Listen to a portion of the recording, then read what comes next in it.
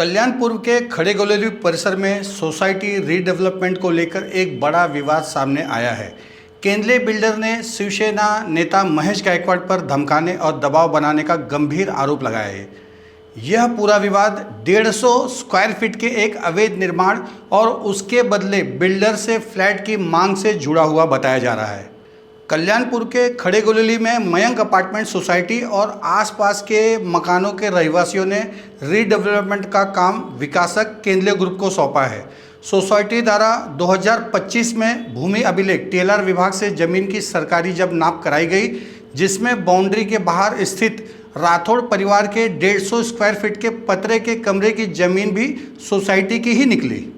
इसके बाद बिल्डर और सोसाइटी ने कल्याण डोंबिवली महानगर पालिका में अवैध निर्माण की शिकायत दर्ज कराई। शिकायत पर कार्रवाई करते हुए केडीएमसी प्रशासन ने इस अवैध निर्माण को हटाने का आदेश भी जारी किया था। दूसरी ओर राठौड़ परिवार की मांग थी कि उन्हें इस नए प्रोजेक्ट में फ्लैट दिया जाए, लेकिन बिल्डर और राठौड़ परिवार के बीच में फ्लैट के एरिया को लेकर कोई सहमति नहीं बन पा रही थी। विवाद ने तब तूल पकड़ा जब पुरानी इमारत को तोड़ने का काम चल रहा था और उसी दौरान राठौड़ परिवार के पतरे के घर को नुकसान पहुंच गया। घर छीनने और नुकसान के डर से राठौड़ परिवार शिवसेना नेता महेश गायकवाड़ के पास मदद पाने पहुंच गए। महेश गायकवाड़ अपने समर्थकों के साथ साइट पर पहुंचे, जहां केंद्रीय बिल्डर और शिवसेना नेता के बीच तीखी नोकझोंक हो गई। इसके बाद सभी पक्ष अपनी अपनी शिकायत लेकर कोलसेवाड़ी पुलिस स्टेशन पहुंचे और अपनी अपनी सुरक्षा व न्याय की गुहार लगाई। इस पूरे मामले में आइए सुनते हैं केंद्रीय बिल्डर ने क्या आरोप लगाए। पुलिस स्टेशन में इसके लिए आया हूँ क्योंकि महेश गायकवाड़ ने मेरे साइट पे आके मुझे, उसके साथ कम से कम 15 से 20 बच्चे लोग थे, उन्होंने मुझे गाली गलौज दिया। मैं शेड्यूल कास्ट का हूँ, मेरे को जाति के ऊपर से भी उनके बच्चे लोगों ने गाली दिया और मुझे मारा और बहुत कुछ मेरे खिलाफ बहुत कुछ मारहान हुई मुझे। और फिर मेरे को बोला काम बंद कर, काम अगर चालू करेंगे तो फिर आके मारो। मैंने कैलाश नगर में जो मयंक कोऑपरेटिव हाउसिंग सोसाइटी और new Mayank cooperative housing society मैंने रीडेवलपमेंट के लिए, सोसाइटी ने जब पिछले साल वो ज़मीन का सर्वे किया, सरकारी मुजनी जब सरकारी गवर्नमेंट सर्वे जब किया तो उसमें ऐसा आया कि उसके अंदर में 2 जो रूम है, एक पतरे का शेड है 10 बाय 10 का और एक 10 बाय 20 का, ये कुछ इलीगल कंस्ट्रक्शन वहाँ पे एनक्रोचमेंट हुआ है। ने एक हाई कोर्ट में रिट पिटीशन दाखिल किया हुआ है कि ये जो इलीगल कंस्ट्रक्शन जो है उनको उनकी जगह वो फिर से मिलनी चाहिए रिटर्न। इसके लिए हाई कोर्ट गई है सोसाइटी। ये फिर तोड़ा किसने उसकी जगह? मैंने तोड़ा, वही बता रहा हूँ कि मैंने तोड़ा नहीं है। उसके आजू बाजू में मेरा बिल्डिंग का डिमोलिशन का काम चल रहा था, उनका घर जो है बीच में है पतरे का शेड, तो उसमें से 1-2 ईंट जो है वो घर के ऊपर गिरी। तो आज सवेरे वो उसका ओनर मेरे पास आया था, तो उसको मैंने बोला जो भी तेरा नुकसान हुआ है मैं भर के देता हूँ। अगर मुझे तोड़ना होता तो मैं पूरा तोड़ देता था ना। 1-2 पतरे सिर्फ टूटे हुए हैं, आप अभी भी जाके वहाँ पे देख सकते हो। 1-2 पतरे टूटे हुए, पतरे का शेड है, वो उधर में बांधकाम नहीं है ईंट का और साइज का। और उसके बाजू में भी एक रूम है, उसका तो कुछ भी नहीं टूटा हुआ है। और जो पतरे का शेड है उसमें से 2-3 पतरे टूटे हैं। इस पूरे विवाद पर मयंक सोसाइटी में रहने वाले लोगों का क्या कहना है, आइए सुनते हैं। नमस्कार, मैं मयंक अपार्टमेंट का एक सभासद हूं और हमने हमारी बिल्डिंग रीडेवलपमेंट के लिए श्री केंद्रीय डेवलपर्स को दी थी। अब हुआ ये कि 2025 में हमने हमारी प्रॉपर्टी का सर्वे किया। सर्वे करने के बाद पता चला कि हमारी प्रॉपर्टी थोड़ी आउटसाइड में चली गई है। अब वो प्रॉपर्टी का हमारा एक हाई कोर्ट में केस भी चल रहा है। हमने कोर्ट केस किया है, केडीएमसी में केस किया है। तो वो उस तरह से वो लोगों ने उस प्रॉपर्टी को खाली करने की बातें की है, लेकिन अभी कोई भी एक व्यक्ति आकर के जबरदस्ती कह देता है कि नहीं भाई हम तो नहीं खाली करेंगे।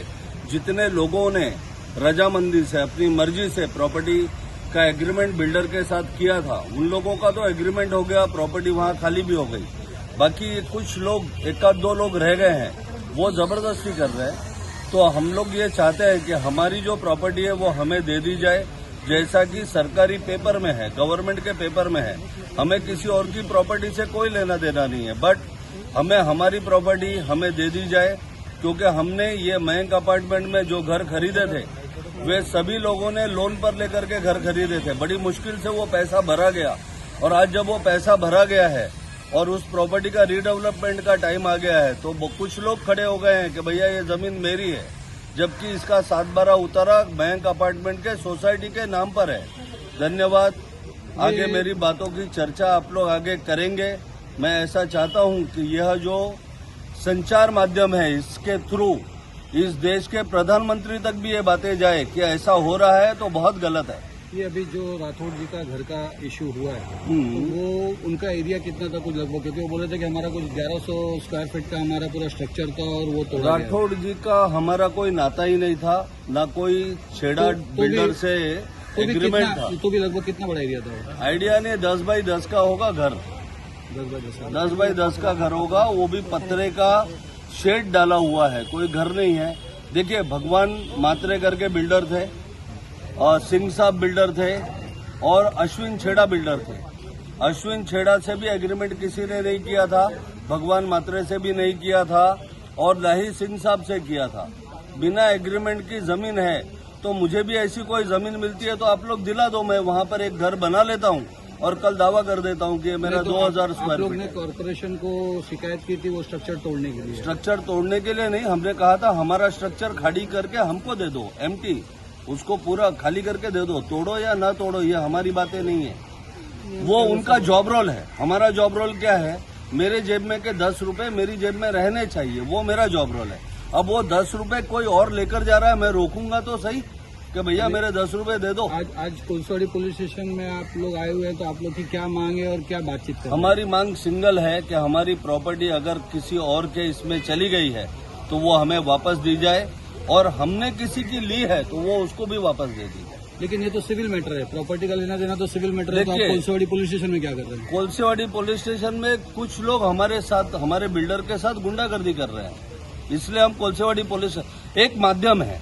या तो हम उनसे लड़ करके हमारी जमीनें ले लें या तो पुलिस की सहायता ली जाए। तो हम तो इतने ताकतवर नहीं है, इतने बड़े गुंडे नहीं है कि लड़ सके। तो हमारे पास एक माध्यम है, ये है पुलिस स्टेशन जो सरकार ने बनाया है पब्लिक की सुरक्षा के लिए, इसलिए हम यहाँ पर आए। तो आप गुंडे बोल रहे थे, आप गुंडे कौन है? राजनीतिक पार्टी के प्रतिनिधि? अब ये तो पता नहीं है सर। अगर लोग खाली नहीं कर रहे हैं, वो जगह को खाली नहीं कर रहे हैं तो मेरे हिसाब से देखिए, जैसे अभी आप मेरे से बात कर रहे हो, मैं आपकी कॉलर पकड़ लूं तो क्या मैं गुंडा ही कहलाऊंगा? फिर मैं हूं या ना हूं, लेकिन इसका एक सकारात्मक उत्तर क्या जाता है? कॉलर पकड़ा मतलब ये तो गुंडा है। तो वहाँ पे मारपीट हुई आज? नहीं, पता नहीं है मुझे सर, कोई जानकारी नहीं। जिस राठौड़ परिवार की मांग को लेकर यह विवाद शुरू हुआ है, उन्होंने अपना पक्ष रखते हुए कहा, मैं सतीश गंगाराम राठौड़ बोल रहा हूँ। आज मैं अभी वहाँ पर जो घटना घटी, वहाँ पर मेरे पिताजी, मेरी फैमिली थी, मैं ऑफिस में था। मैं ऑफिस से अभी आया हूँ यहाँ पर। जो सेट है अभी जो रीडेवलपमेंट के लिए जगह जा रहा है वहाँ पर, वो जो आजू बाजू हमारे यहाँ पर जो घर थे उन्होंने मतलब ले लिया, उनसे बात कर लिया। हम उनसे भी, हमारी से भी बात हुई उनसे। हमने उनको बोला कि हमारी जो ज़मीन है हमने 1996 में लिया है, हमारे पास पेपर भी है।